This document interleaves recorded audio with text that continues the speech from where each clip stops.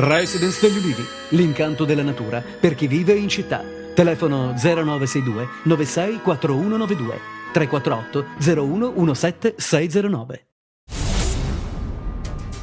Violento nubifragio nella notte a Crotone e provincia. Stamani si contano i danni provocati dagli allagamenti, soprattutto nelle zone di Tufolo, Farina e Trafinello, dove alcuni abitanti dei piani bassi sono stati costretti a rifugiarsi sui tetti delle case. Sul posto i vigili del fuoco intervenuti con i gommoni per salvare la gente intrappolata nelle case e con le motopompe per togliere l'acqua dai magazzini allagati. Danni anche a Gabelle e al complesso alberghiero Lido degli Scogli. Stamani il tempo ha lasciato un po' di tregua e in tutta la Calabria si continuano a contare i danni provocati dal maltempo.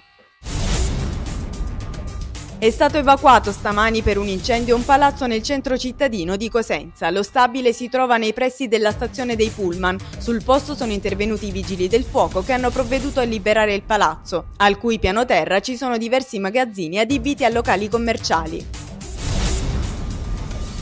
È stato riesumato oggi a Simeri Crichi il cadavere di un 42enne catanzarese morto nel 2007 all'Istituto per Malati Psichici Papa Giovanni XXIII di Serra d'Aiello. A disporre una serie di accertamenti sui resti di Giuseppe Cosco è stata la Procura di Paola, competente per territorio e titolare di un fascicolo contro ignoti per omicidio. Sarà il professor Giulio Di Mizio, con la collaborazione dei carabinieri del RIS di Messina, ad accertare le cause della morte sospetta.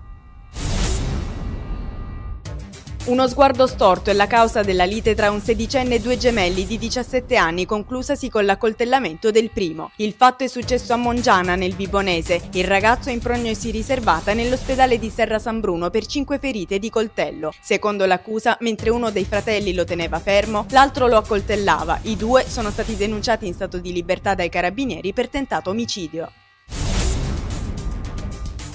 Seconda aggressione nel giro di pochi giorni a Catanzaro. Un altro giovane del collettivo sociale Riscossa è stato affrontato da 4-5 persone che lo hanno colpito con calci e pugni ieri sera davanti all'ingresso dell'ospedale. Il giovane era andato a far visita al 27enne accoltellato nella serata di sabato davanti la sede del collettivo. Non è escluso che i due episodi siano collegati. 4 novembre, giorno dell'Unità d'Italia e festa delle Forze Armate, festeggiamenti in tutta la penisola e anche in Calabria per la ricorrenza che ha segnato la nostra identità nazionale. Celebrazioni per i 150 anni dell'Unità si sono svolte in tutte le province, con la deposizione di corone di fiori ai monumenti ai caduti cittadini. Le celebrazioni ufficiali per il 4 novembre si sono aperte ovunque con l'alzabandiera.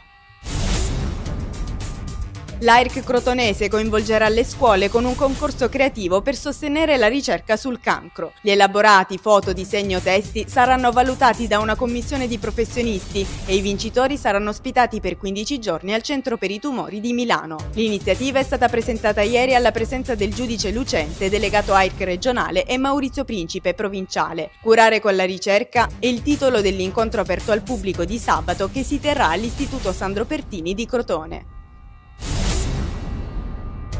È stata presentata ieri l'edizione 2010 della Festa dell'Uva a Catanzaro, manifestazione nata nel 1931. Alla conferenza stampa hanno preso parte il sindaco della città Rosario Olivo e Pippo Capellupo, presidente della Proloco cittadina. Nel corso dell'evento verrà proposta la prestigiosa guida delle Osterie d'Italia, mentre grazie alla collaborazione delle Poste Italiane sarà emesso uno speciale francobollo.